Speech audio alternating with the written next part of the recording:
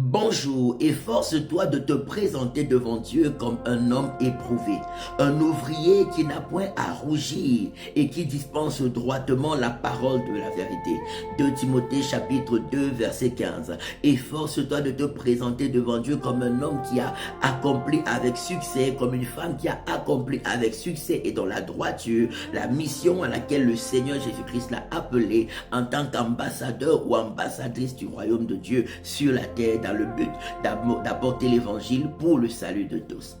Et dans 2 Timothée 2, verset 4, verset 7, il dit « Car il n'est pas de soldat en service actif qui s'embarrasse des affaires de la vie civile s'il veut plaire à celui qui l'a enrôlé. » Et l'athlète n'est pas couronné s'il n'a pas combattu selon les règles. Et il faut que le laboureur travaille d'abord afin de recueillir les fruits.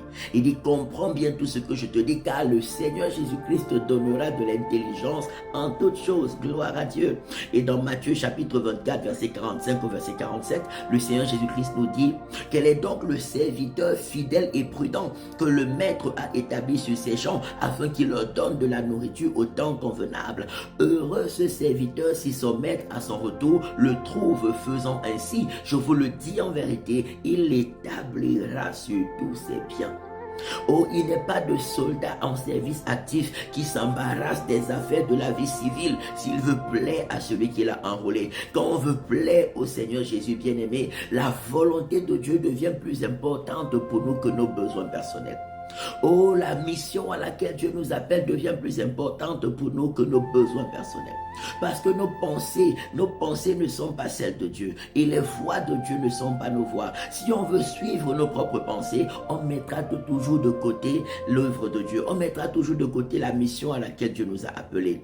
On mettra toujours en arrière-plan, en deuxième plan, en troisième plan, en quatrième. Mais si on privilégie la volonté de Dieu, la mission à laquelle Dieu nous a appelés, nous verrons que nous accomplirons avec succès le ministère auquel le Seigneur nous a appelés et nous aurons également en abondance tout ce qu'il nous faut pour vivre et pour accomplir toutes sortes de bonnes œuvres à la gloire de son Saint-Nom. Je prie que Dieu nous donne la joie de continuer de lui donner la première place en toutes choses dans nos vies. Qu'il nous donne la joie, le zèle pour continuer d'œuvrer de tout notre cœur pour la gloire de son nom. Ayons la foi qu'en œuvrant de tout notre cœur pour la gloire de l'Éternel, nous ne pouvons manquer de rien. Nous aurons en abondance et en surabondance tout ce qu'il nous faut pour la gloire de son Saint-Nom.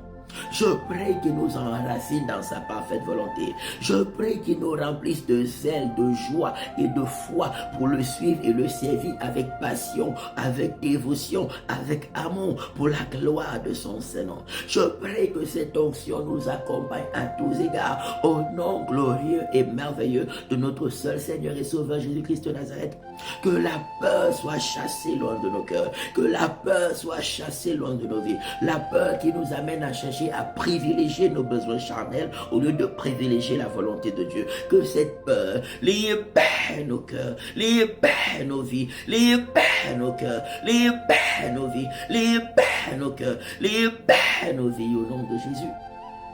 Le Seigneur Jésus-Christ nous dit, cherchez premièrement à vivre comme Dieu demande et tout le reste vous sera donné par-dessus. Cherchez premièrement le royaume et la justice de Dieu et toutes les autres choses vous seront données. Dieu nous les donnera par-dessus.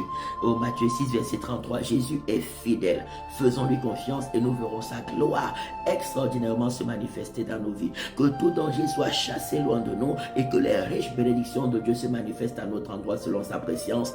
Par le feu de Dieu, par le feu de Dieu, par le feu de Dieu au nom de Jésus. Que les bontés de Dieu soient notre partage. C'est bien fait ici au feu au nom de Jésus-Christ de Nazareth.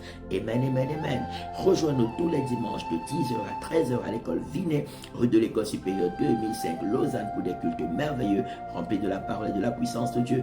N'oublie pas la retraite spirituelle du 4 au 10 août 2025 au chalet La Prise Milord, dans le canton de Neuchâtel. Viens, on passera des moments merveilleux dans la présence de Dieu et dans la parole de Dieu, dans la prière. Ce sera extraordinaire.